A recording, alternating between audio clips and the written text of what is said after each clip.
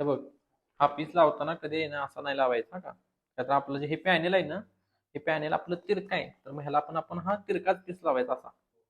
जर आपण असा लावला तर तो एक साईडने कमी पडू शकतो आपल्याला. आपण डायरेक्टली असा लावू आणि कव्हर करू. आता आपण हा 13 इंच आहे आपला, हा 12 इंच आहे, तर मी त्याला बरोबर इथे ठेवला. हा दिसला का? हम्म.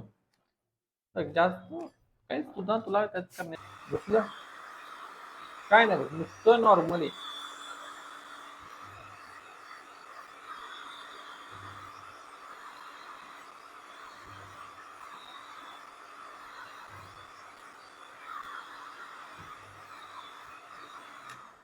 हा झाला पोर्शन कव्हर. आता काय करायचं, हा वरचा नाही मारायचा लगेच. हा वरचा मारला की ह्यो इकडनं पीस तो निघणार. मग पहिल्यांदा हा पीस कव्हर करायचा होता.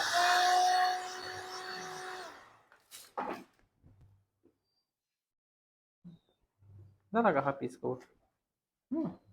म्हणजे वरचा जरी पीस तू वाटला तरी ह्यो इथं निघण्याचे चान्सेस नाही. आता ह्यो थोडासा इथे हे आहे बघ, कटिंग पीस. हा असा ह्याला कसं करणार तू, हात क्लीन ठेवायचा का, हाताला घाण नाही ठेवायचे. घेतलं आणि हा पीस गरम केला, थोडा तू ट्रेस केलास आणि स्क्विझी मारलास, लॉक. मी माझ्या पहिल्या पण आणि सगळ्या व्हिडिओ मध्ये मी हे सांगतो की मारताना अखंड पीस नाहीच मारायचा कधी, थोडा थोडाच मारायचा. एकदम थोडा थोडा मारत गेलास ना तर एअर पण येणार नाही आणि कुठं जास्त स्ट्रेच पण होणार नाही.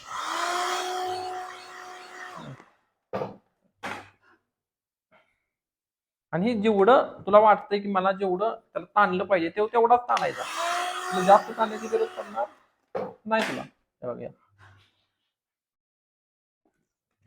झाला का? हा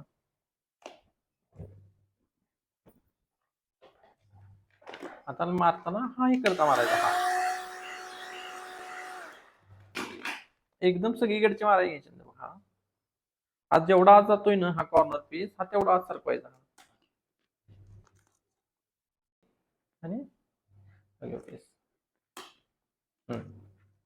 गेलं का आतमध्ये पूर्ण फिनिशिंग मध्ये. आता मी ह्याला कसं मारला की ज्यावेळी मी ह्याला हिट गन मारली, हा हार्ड गन मारतोय याला, ज्यावेळी तो लूज होतोय त्यावेळी मी काय करतोय की ह्याला हात ढकलताना वरचा हात मी लूज करतोय आणि त्याला आत सरकवतोय, त्यामुळे तो चांगला फिनिशिंग मध्ये बसतोय.